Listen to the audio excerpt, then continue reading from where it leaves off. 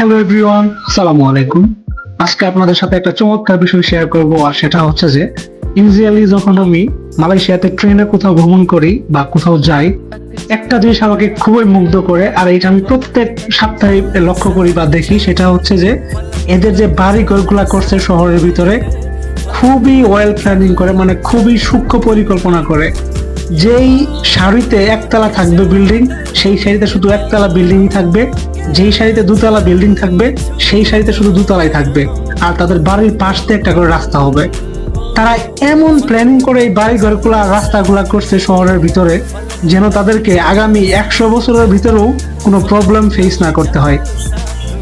Two be honest, এটা আমাকে খুবই খুবই মুগ্ধ করে। আমি খুবই বিস্মিত হয়ে যাই এটা দেখে, যারা কিভাবে এরকম ভাবে প্ল্যান করে করতে পারলো। যদিও মালয়েশিয়া খুব যে একটা উন্নত রাষ্ট্র এরকম না, এরা কিন্তু একটা উন্নয়নশীল রাষ্ট্র আমাদের দেশের মতোই। বাট আপনি যদি কম্পেয়ার করেন সেই উন্নয়নশীল আর এই উন্নয়নশীল, তাহলে বলবো যে আপনি এখনো বোকা স্বর্গে বসবাস করতেছেন, টোটালি ডিজাস্টার। সত্যি একটা বিস্ময়কর দেশ এটা, মানে এত ওয়েল প্ল্যানিং করে যাদের শহরে বাড়ি ঘরগুলো আছে করছে, এটা সত্যি বিস্ময়কর। আর ইন্টারেস্টিং বিষয় হচ্ছে যে আপনি যতই মিলেনিয়ার বিলিনিয়ার বা কোটিপতি হন না কেন, আপনি চাইলেই যে কোনো জায়গাতে বা এখানে সেখানে বাড়িঘর করতে পারবেন না। একদম গভর্নমেন্টের যে রুলস রেগুলেশন আছে বা আইন কানুন আছে, সেটাকে মেইনটেইন করে আপনাকে বাড়িঘর করতে হবে। আপনি চাইলেই একটা কিছু যে উদ্ভট কিছু করবেন আমাদের দেশের মতো, এটা করার কোনো সুযোগ নেই।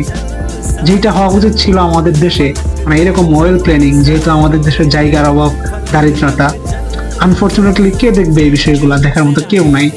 যারাই পাওয়ারে যায়, তারাই টাকা পয়সা নিয়ে শুধু ভাইগে আরেক দেশে চলে যায়।